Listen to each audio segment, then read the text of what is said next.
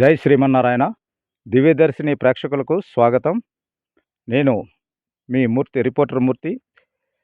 ఇప్పుడు మీరు చూస్తున్నది శ్రీ వరాహలక్ష్మీ నృసింహస్వామి దేవస్థానానికి అనుసంధానమైన శ్రీ భైరవస్వామి క్షేత్రమైన గుడికి వెళ్ళే రహదారి ఇది. ఇక్కడ ఫారెస్ట్ వారికి, దేవస్థానం వారికి ఈ స్థల విషయమై కొన్నేళ్లుగా వివాదం నెలకొంది. ఈ వివాదం మధ్యన భక్తులు నానా అవస్థలు పడుతూ భైరవస్వామిని దర్శించుకునే పరిస్థితి దాపురించింది. ఇటీవలే గత 10-15 ఏళ్లుగా ఈ భైరవస్వామి గుడి ఎంతో ప్రాచుర్యం పొంది ఉత్తరాంధ్రకే కాదు ఇతర రాష్ట్రాల నుంచి కూడా ఇక్కడే దర్శించుకునేందుకు భక్తులు అమావాస్య రోజున తండోపతండాలుగా, అలాగే శని ఆదివారాలు కూడా విపరీతమైన రద్దీ నెలకొంది. ఇందులో భాగంగా గత ఈవో భ్రమరాంబ సమయంలో ఆమె పనిచేసే కాలంలో ఇక్కడికి బస్సును కూడా వేయడం జరిగింది. అది కొంతకాలం నడిచి తర్వాత కనుమరుగైపోయింది. ఇప్పుడు ప్రస్తుతం ఉన్న అధికారులు తాత్కాలికంగా వచ్చి వెళ్ళిపోవడంతో ఎవరూ కూడా ఈ భైరవస్వామి గుడి అభివృద్ధి మీద దృష్టి సారించకపోవడంతో ఇక్కడ భక్తులకు నానా అవస్థలు పడుతున్నారని చెప్పడంలో అతిశయోక్తి లేదు. దేవస్థానం అధికారులకు, ఇక్కడ ఫారెస్ట్ అధికారులకు మధ్యన సరైన అవగాహన లేకపోవడంతో ఈ ప్రాంతం అంతా కూడా అటవీ శాఖ వారిదే అని చెప్పి వారు ఇక్కడ ఈ రహదారికి ముందుగా గేటును కూడా ఏర్పాటు చేసి అక్కడ తాళం వేసేశారు. ఆ తాళం గేటు దాటుకొని ప్రజలు భైరవస్వామిని దర్శించుకునేందుకు ఇక్కడికి వస్తూ నానా అవస్థలు పడుతున్నారు. ఇదంతా ప్రస్తుతం మీరు మా దివ్యదర్శిని ద్వారా మీరు వీక్షిస్తున్నారు. మరిన్ని అప్డేట్స్ గురించి మరికొంతమందిని ఇక్కడ ఏర్పాట్లను, దేవుడి తాలూకా సంబంధించిన వారి యొక్క మనోభావాలను వారినే అడిగి తెలుసుకునే ప్రయత్నం చేద్దాం. జై శ్రీమన్నారాయణ. పేరు సురేందర్ అండి. మేము హైదరాబాద్ నుంచి వచ్చాము. ఈరోజు స్వామివారికి మొక్కు తీర్చుకోవడానికి వచ్చాము.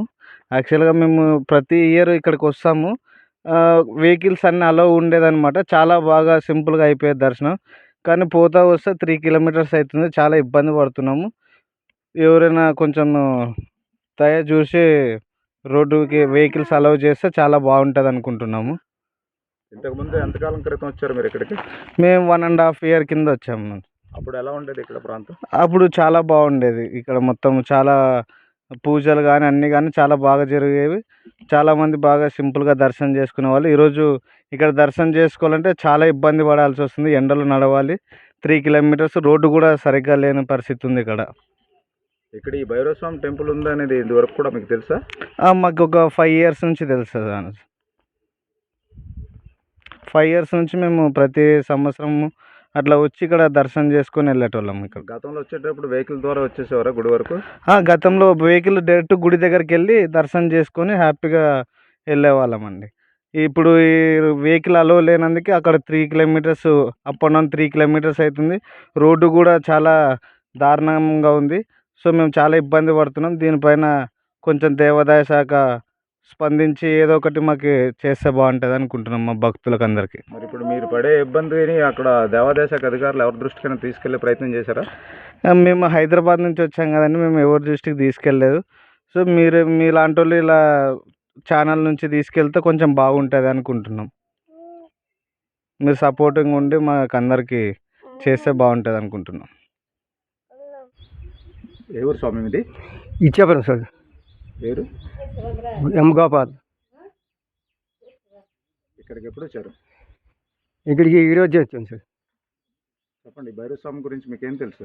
భైరవస్వామి గురించి మాకు గొప్పగా తెలుస్తాడు. చెప్పండి. భైరవస్వామి అంటే మాకు కోరికలు అనుకున్న కోరికలు తీర్చకపోతే మాకు చాలా కష్టాలు వస్తాయి. అనే అభిమానం వల్ల మాకు నమ్మకం అయిపోయి మేము ఈ దేవుడి దగ్గర రావడం. ఎన్నిసార్లు వచ్చినాం ఇంకే 3 సార్లు 4 సార్లు వచ్చినాము.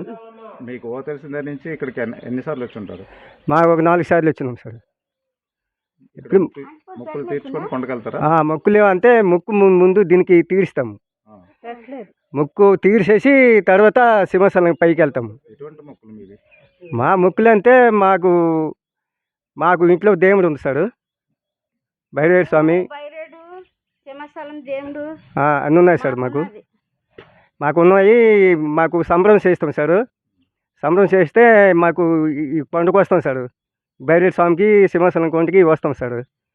ఇవి సేవించుకొని అక్కడ పడవలసిన వల్ల తాళాలు ఇవన్నీ కొనుక్కొని అక్కడ మేము ముందు సేవించుకొని వెళ్ళిన తర్వాత సంబరం చేస్తాం సార్.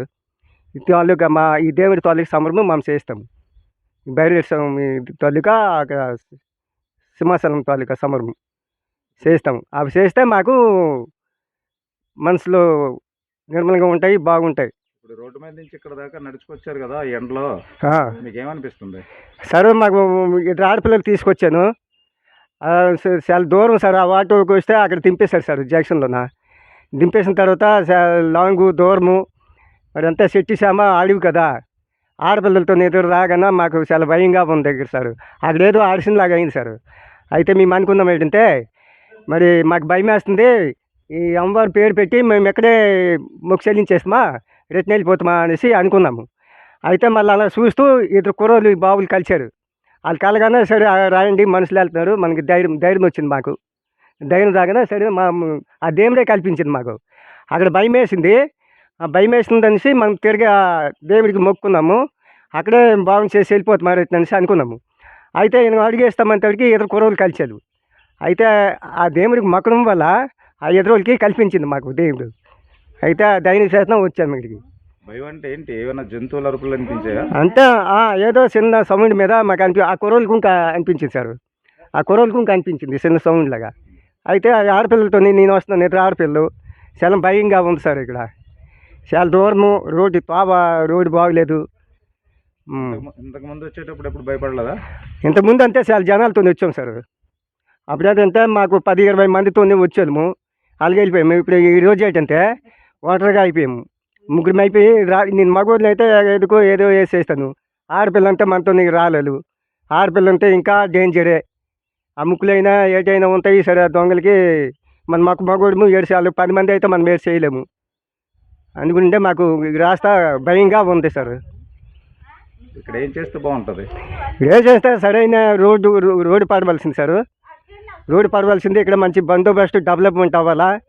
అయితే మన బళ్ళు రావడానికి, బైక్లు అయినా ఏవైనా రావడానికి, ఆటోలు రావడానికి అండి. ఏం సార్ రాంబాబు